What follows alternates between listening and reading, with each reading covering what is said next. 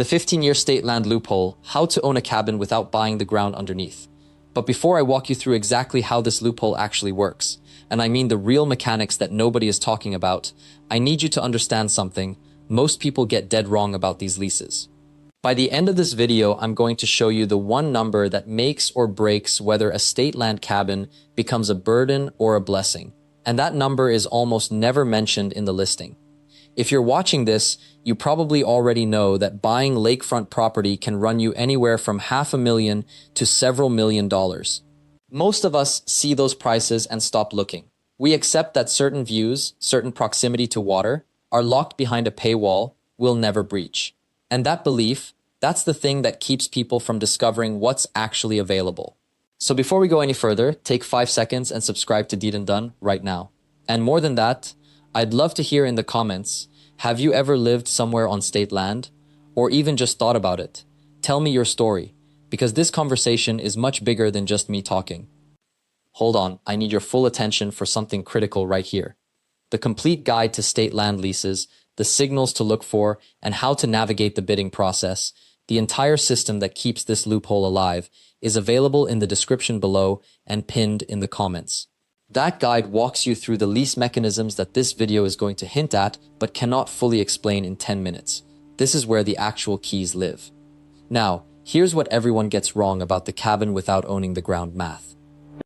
Most people think the benefit of a state land cabin lease is simply that it's cheap. That's the shallow reading. The real advantage, and this is what the state doesn't advertise, is that your costs are locked. In a traditional home purchase, you're fighting inflation forever. Property taxes rise, maintenance costs compound. That storm damage, that's on you, forever, with no ceiling. But a state lease, your payment is written down, locked in. You know exactly what you're paying in year 1 and year 15. I spoke with someone last month who signed a 15-year lease on a Montana cabin in 1998. He paid $1.20 a month then. He's paying $1.20 a month now. The lease renews next year. He has not paid a single dollar more in 25 years. But here's where this gets strange. That stability comes with a cost that nobody wants to name out loud. And it's the reason this loophole exists in the first place. The lease has an ending. And most people don't want to think about that until they're standing at the final year of it, suddenly. Every state runs this system differently. Montana's leases are 15 years. Idaho's are similar, but some states, and this is the part that catches people off guard, some states have exit clauses that allow them to reclaim the land with as little as 5 years' notice, depending on what the state decides to do with it. A logging company might bid for access. A highway expansion might happen. The state might decide to open the area to public camping, which would render your cabin lease void. You're not buying security in the traditional sense. You're renting time, and that time has an edge to it. A date written in your contract that's visible from your own porch if you know where to look. This is why some people call these cabins the most honest form of real estate in America. You're not pretending you own something forever. You're making a 15-year commitment to a place and a lifestyle, and then you're going to either renew or you're going to walk away. That clarity, that enforced honesty, is its own kind of freedom. So let me walk you through the specific states where this loophole is most generous to ordinary people. And I need to be honest with you right from the start. The best ones, the ones where you actually have a real chance of getting a lease, are not the states you'd expect. Minnesota is one of them, and it's a state that most people associate with winter, ice fishing, and isolation.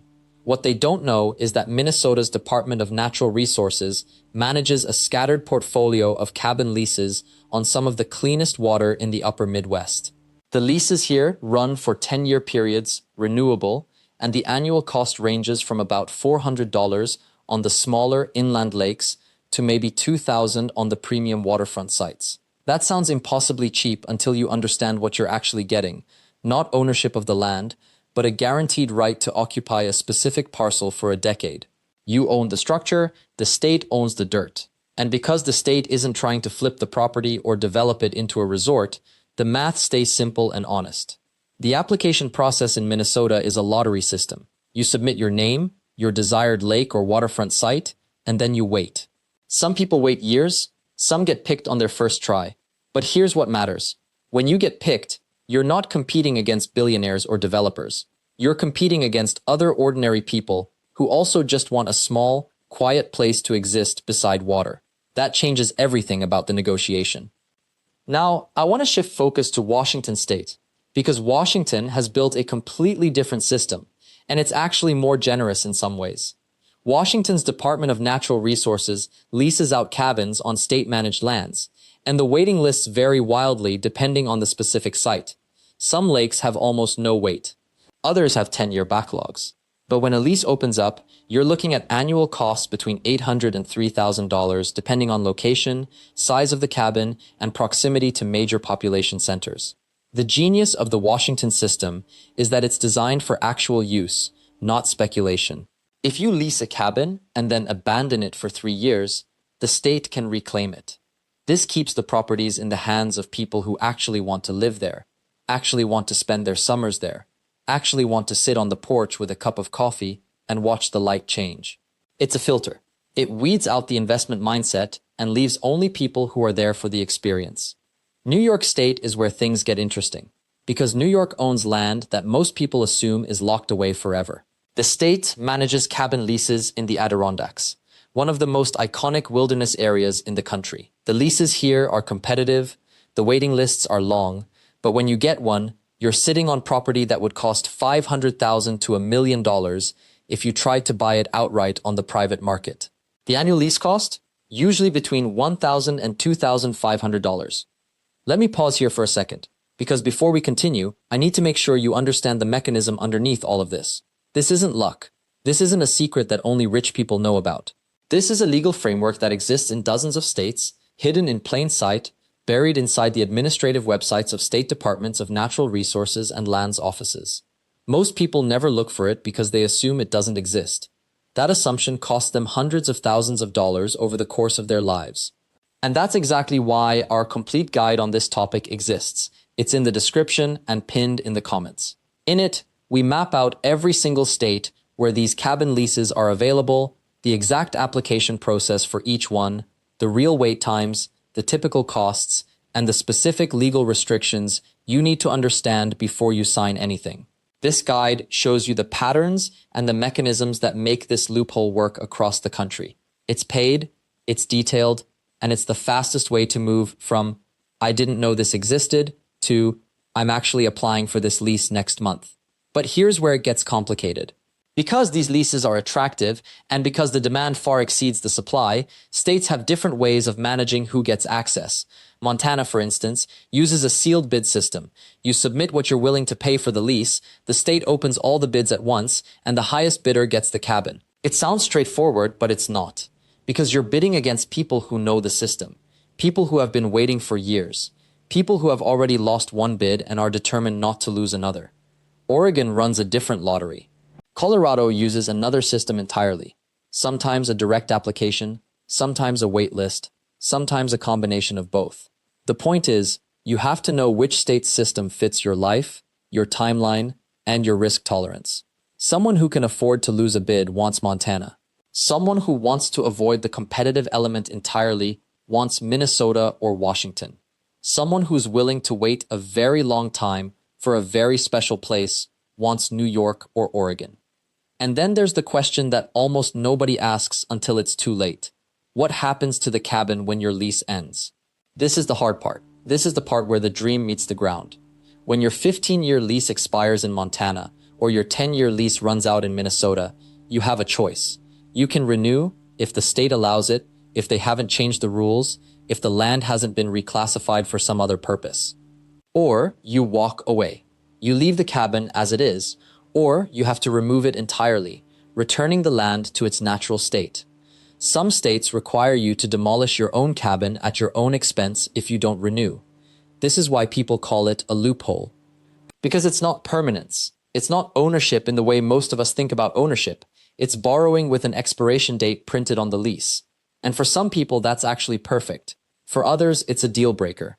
The couple who wants a weekend getaway for the next 10 years, this is their dream. The person who wants to hand down their family cabin to their kids, this system isn't going to work. You have to know which one you are before you start.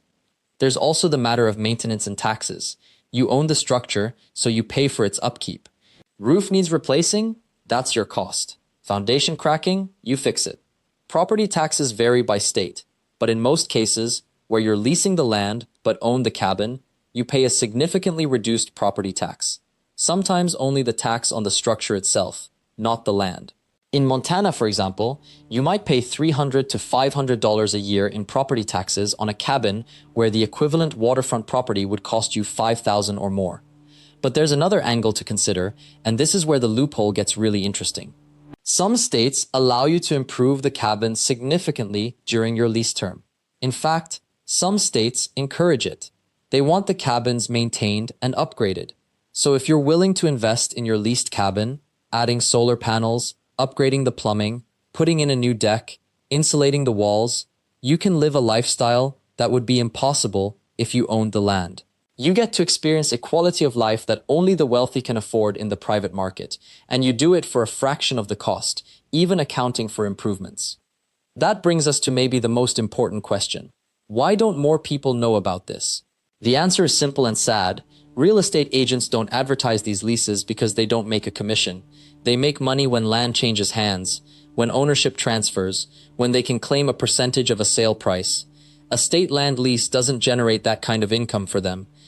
So they have no incentive to tell you it exists. Your bank won't push you toward it because they can't secure a mortgage against land you don't own. The system has no marketing engine behind it. It just sits there, quietly available, waiting for the people smart enough to look for it. But here's what I want you to understand about all of this. Every single property we looked at today, from Montana to Oregon to Alaska, exists because a state somewhere decided that public land could serve public people. Not billionaires, not investment firms, people, regular people like you who want a place to breathe, to think, to wake up beside water without spending your entire retirement to get there. Now here's the secret I promised you at the beginning of this video, the thing that changes everything once you actually understand it. The government isn't hiding these places from you. The market is. There's a massive difference. Government land agencies will give you the exact numbers, the exact dates, the exact process for getting a lease. They have websites. They have applications. They have staff whose entire job is to help you understand how it works. But because these leases don't generate commissions, because they don't feed the traditional real estate machine, they exist in this strange, quiet pocket of the economy where almost nobody looks. That is not a bug. That is a feature. It's your advantage. While everyone else is fighting over properties listed on Zillow or Redfin, bidding each other up, paying 20, 30, 40% premiums just to have their name on a deed, you could be standing on a lease that locks in your cost for 15 years. No surprise property tax spikes. No speculative market pressure. No landlord above you wondering when they can cash out and sell your view to someone richer. Think about what that actually means for your life. If you're 30 years old right now, you could lock in a cabin lease today at $500 a year. At 15 years from now, you'll be 45. You could renew it and renew it again. You could own that cabin outright through the best years of your life. You could raise a family there. You could write a book there. You could just sit on that porch and watch the seasons change without ever checking your email about a property assessment. The people who understand this loophole, the ones who actually spend time looking at state land office auctions and lease applications, they're not getting rich. They're getting something better. They're getting out. They're getting stability in a world that's increasingly unstable. They're getting a place that nobody can take from them through no fault of their own, as long as they keep paying their lease. And they're doing it for what amounts to loose change. Compare that to what your friends are doing. They're spending $400,000 on a house in a neighborhood where they know 3 people's names. Their mortgage is locked for 30 years. Their property taxes keep climbing. They own the building, but the bank owns them. And when the market shifts, when interest rates spike, or the neighborhood changes, or they need to move for work, they're trapped. They can't leave without taking a financial hit. A cabin on state land? You can walk away. You can renew. You can invest your energy into making it yours instead of making payments. This is why the loophole still exists. Because the people who benefit from the traditional real estate machine have zero incentive to tell you about it. But the people who know, the people who've actually done it, they understand something fundamental. You don't need to own the ground to own your life. You just need a lease, a signature, and the good sense to recognize an opportunity when nobody else is paying attention. So here's what I want you to do this week. Don't go buy a cabin. Don't even commit to anything. Just visit your state's land office website. Search for state land lease or cabin lease, plus your state's name. Spend 20 minutes looking at what's actually out there. See what the prices are. Look at the locations. Check the lease terms. Get curious. Because once you see it, once you understand what's actually available and for how much, you can't unsee it. And that's when the decision becomes real. Thank you so much for staying with me all the way through this. I know this video was long, but I wanted to give you the real story, not just the highlight reel. If this resonated with you, if you're sitting there right now thinking about what your cabin could look like, please hit that subscribe button and drop a comment telling me which state's leases caught your eye. Which one would you actually sign a lease for? I read every comment and I'd love to know. And don't forget to hit the notification bell so you never miss a new property discovery. We drop a new hidden deal every single week and I don't want you to miss the next one. End of script.